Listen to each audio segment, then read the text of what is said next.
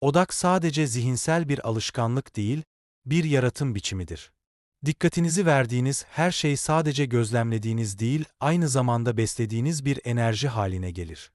Bu enerji birikir, büyür ve zamanla düşüncelerinizi, duygularınızı ve nihayetinde hayatınızın gidişatını belirler. Çoğu insan bunun tamamen farkında olmadan yaşar. Sadece etrafındakileri fark ettiklerini sanarlar.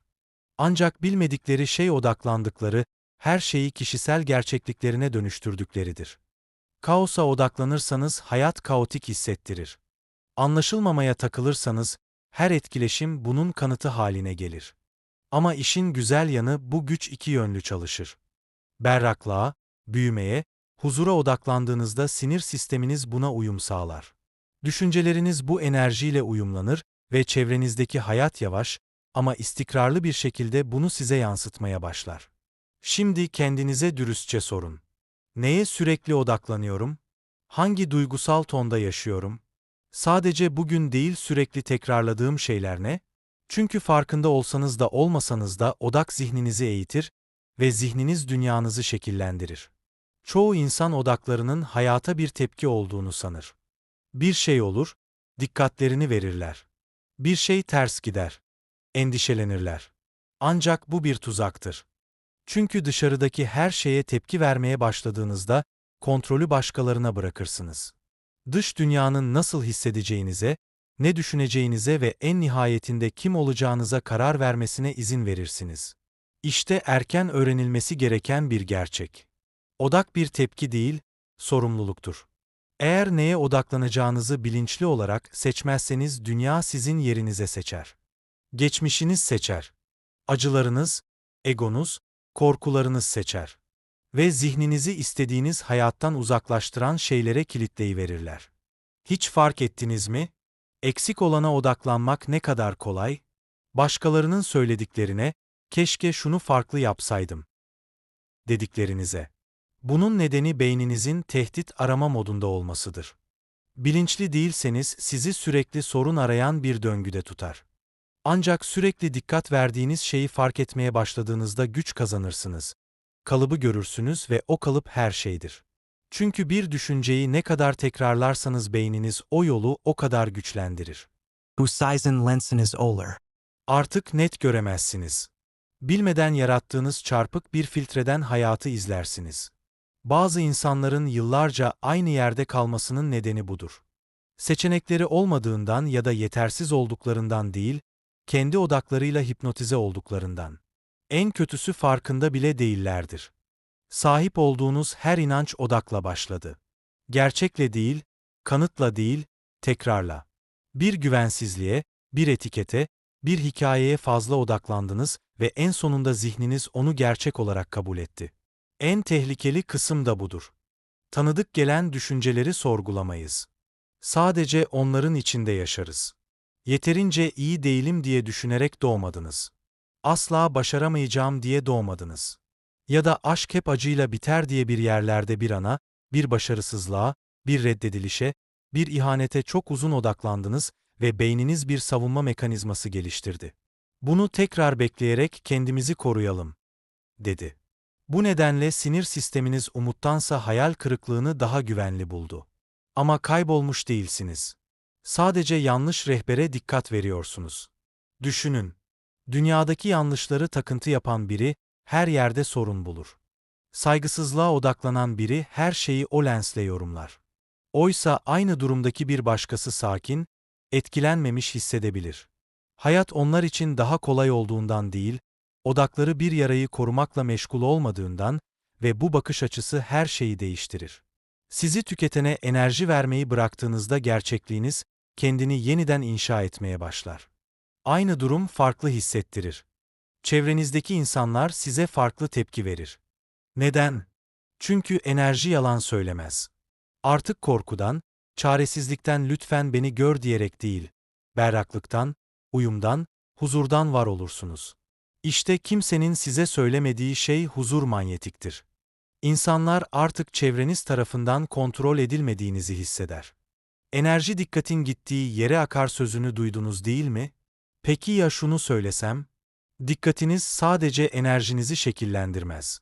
Tüm dünyanızı filtreler. Beyniniz size gerçeği göstermek için değil, önceden önemli olduğuna inandığınız şeyleri göstermek için programlıdır. Şu anda etrafınızda binlerce şey oluyor. Sesler, renkler, hisler, fikirler. Ancak siz bunların hepsini deneyimlemiyorsunuz. Zihniniz seçim yapıyor. Karanlık bir odadaki spot ışığı gibi diyor ki sana sadece zaten odaklandığın şeyle eşleşeni göstereyim. Yani eğer bilinçsizce korkuya, başarısızlığa veya reddedilmeye odaklandıysanız zihniniz neyi filtreliyor sanıyorsunuz? Tabii ki daha fazla korku sebebi, işe yaramayacağına dair kanıtlar, yetersiz olduğuna dair sinyaller. Çünkü beyniniz kendini haklı çıkarmaya takıntılıdır. Asıl sorun da bu. Çoğu insan hayatının gerçeklerle değil, asla temizlemediği bir lensle şekillendiğinin farkında değil. Odaklanmanızı yeniden yönlendirmeyi öğrendiğinizde yeni bir filtre, yeni bir hikaye, yeni bir duygusal temel yaratmaya başlarsınız ve bu değişim sadece nasıl hissettiğinizi değiştirmez. Neyi fark ettiğinizi, neyi çektiğinizi, neyi yarattığınızı, neyi hayatınıza aldığınızı da değiştirir. Somut bir örnek. Eğer insanların sizi nasıl incittiğine, terk ettiğine veya yanlış anladığına odaklandıysanız bunu bulmaya devam edersiniz. Hatta sizi incitmeye çalışmayan insanlarda bile satır aralarını okursunuz. Gizli niyetler ararsınız. Sizi iyileştirmek için geleni iterken bulursunuz kendinizi. Çünkü odak noktanız acınız tarafından ele geçirildi. Ancak dikkatinizi kaydırdığınız o an artık kendimin yaralı olduğuna dair kanıt aramayı bırakıyorum dediğinizde beyninizi farklı bir şeye, daha hafif, daha güçlü bir şeye odaklanmaya eğitirsiniz. Bu acınızı görmezden gelmek değildir. Sizi tüketen şeyi sürekli yeniden yaşamak yerine, şimdi neyi beslemek istediğinizi bilinçli olarak seçmektir. Böylece dikkatinizi ve gücünüzü geri alırsınız. Çünkü odağınız gerçekliğinizin planıdır. Neye odaklandığınızı değiştirin ve her şey onunla birlikte değişmeye başlar. Çoğu insan zihnindeki gürültüye adeta bağımlı olduğunu fark etmez. Bu sadece neye odaklandığınızla ilgili değil. Asıl mesele hiçbir şeyi çözmeye çalışmadan, sadece sessizce oturabilme becerinizle ilgili. Oysa biz sürekli bir şeyleri düzeltmeye, analiz etmeye ya da en kötü senaryoya hazırlanmaya çalışıyoruz. Bize bunun sorumluluk olduğu öğretildi. Ama aslında bu zihnimizin hayatta kalma moduna takılıp kalmasından başka bir şey değil. Şuna benziyor. Elinizde bir süpürge ile evi temizliyorsunuz ama sürekli aynı noktada daireler çiziyorsunuz. Durup etrafa bakmıyor. Gerçekten temizlik yapıp yapmadığınızı kontrol etmiyorsunuz. Sadece bir şey yapıyormuş gibi hissediyorsunuz. İşte hayatın özünü kaçırdığımız nokta tam da burası. Sürekli bir sonraki sorunu aradığınızda aradaki o huzurlu anları berrak zihinle etrafınızı gerçekten görebileceğiniz o değerli anları kaçırıyorsunuz. Gerçek şu ki odak sadece neye dikkat vereceğinizi seçmekle ilgili değildir. Aynı zamanda neyi bırakmaya istekli olduğunuzla da ilgilidir. Çünkü bazen hayatınızın zor hissettirmesinin sebebi yapmanız gereken iş miktarı değildir. Zihninizde çok fazla sekmenin açık olmasıdır. Sürekli tekrar oynattığınız eski konuşmalar, kontrol etmeniz gerektiğini düşündüğünüz durumlar ya da fazlasıyla düşündüğünüz gelecek olaylar. Bu bir karmaşadır. Zihinsel, duygusal karmaşa ve tam da şimdi de güçlü ve huzurlu hissetmek için ihtiyaç duyduğunuz odağı yiyip bitirir. Daha fazlasını yapmanıza gerek yok. Daha iyi odaklanmanız gerekiyor. Ve bazen bu tanıdık gelen şeylerden uzaklaşmak anlamına gelir. Bu ya onlar veya ama hala şunu yapmam gerek döngüsünü kesmek demektir. Kapanış peşinde koşmanıza gerek yok. Kafanızdaki her tartışmayı bitirmenize gerek yok. Olası her felakete hazırlanmanıza gerek yok. Alana ihtiyacınız var. Çünkü alan olmadan odaklanmanızın inecek bir yeri olmaz. Ve odak olmadan hayatınız büyüyemez. Sadece aynı döngüde tekrar eder. Çoğu insanın aynı yılı 5 kez üst üste yaşayana kadar fark etmediği bir şey var. Hayatınız tıkanmış değil. Odaklanmanız tıkanmış. Deneyiminizin değişmesi için çevrenizdeki hiçbir şeyin değişmesi gerekmez. İnsanlar şehir değiştirmenin, işi bırakmanın, tüm ilişkileri sonlandırmanın ya da 6 ay ortadan kaybolmanın huzur getireceğini sanır. Oysa gerçek dönüşüm kaçmakta değil, net görmektedir ve varsayımlar, korkular, kıyaslamalar ve iç gürültüyle bulanıklaşmış bir odakla net göremezsiniz. Muhtemelen sosyal medya akışınızda gezinirken, aniden kendi hayatınız hakkında kötü hissettiniz. Birinin mükemmel olarak yansıttığı hayatına odaklandınız ve sinir sisteminiz size hayata geç kaldın dedi. Yani odaklanmanız duygularınızı etkilemekle kalmaz. Eğer dikkatli değilseniz onları ele geçirir. Daha derin bir gerçek. Sürekli odaklandığınız şey kimliğiniz haline gelir. Sürekli haksızlığa uğradığınıza odaklanırsanız, hep mağdur rolüne bürünürsünüz. Utanç yoluyla kişisel gelişime odaklanırsanız, sürekli kaybolmuş olduğunuza inanmaya başlarsınız. Onay peşinde koşmaya takılırsanız başkaları olmadan kim olduğunuzu unutursunuz. Ama güzel haber. Bu kimlik ve döngü sabit değildir. Yeniden programlayabilirsiniz. Mucizeye gerek yok. Tutarlılık yeterlidir. Geçici düşüncelerin odaklanmanızı sürüklemesine izin vermeyip onu yönlendirmeye başladığınız an küçük de olsa içinizde alan yaratmaya başlarsınız ve bu alanın içinde yeni bir şeyin büyümesi için yer açar. Hayatınızı zorla şekillendirmeniz gerekmez. Sadece onu sıkıştıran şeylere enerji dökmeyi bırakmanız gerekir. Öyleyse asıl soru şu: dikkatinizi hak etmeyen neye odaklanıyorsunuz? Çünkü bir kez görürseniz bırakabilirsiniz ve bıraktığınızda gerçek benliğinizle uyumlu olan her şey nihayet hayatınıza gelme fırsatı bulur. Bir an için acımasızca dürüst olalım. Tüm kitapları okuyabilir, günlük tutabilir, meditasyon yapabilir, içsel çalışmalar yapabilirsiniz. Ama odaklanmanız aynı duygusal frekansta kaldığı sürece hiçbir şey değişmez. Çünkü odak bir tohum gibidir ve her suladığınızda kök salar. Öyleyse kendinize sorun. Farkında olmadan neyi suluyorum? Korkularınız mı? Öfkeniz mi? Odakla ilgili korkutucu olan şey şu: beyniniz odaklandığınız şeyin sizin için iyi olup olmadığını umursamaz.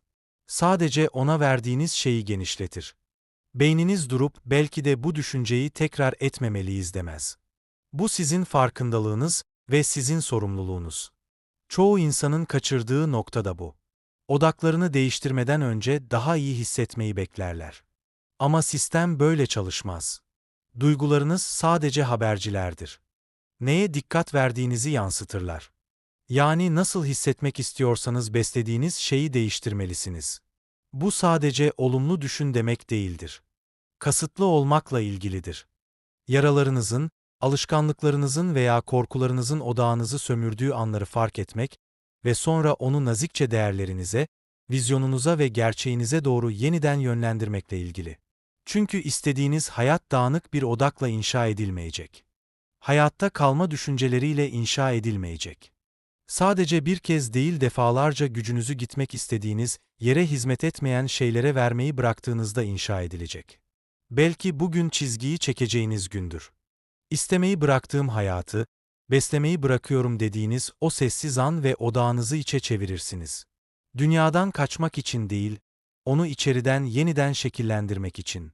Çoğu insanın gözden kaçırdığı kısım odak sadece zihniyetinizi şekillendirmiyor. Sinir sisteminizi, ilişkilerinizi, gerçeklik algınızı şekillendiriyor.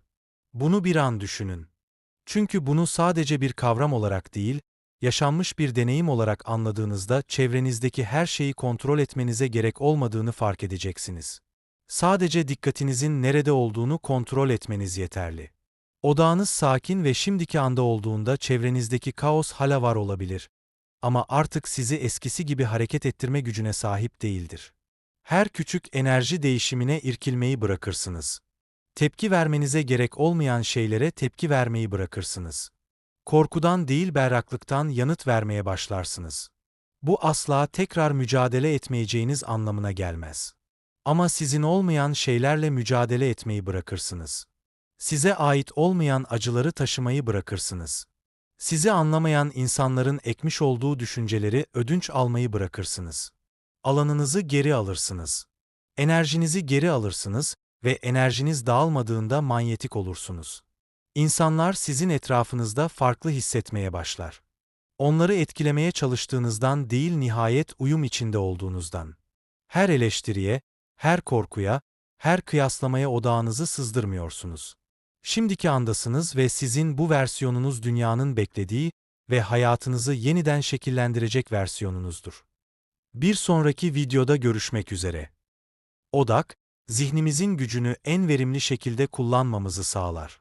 Hayatımızdaki her an, bir hedefe ulaşmak için odaklanmamız gereken anlar sunar. Ancak, odaklanmak, yalnızca bir görev üzerinde düşünmekten çok daha fazlasıdır.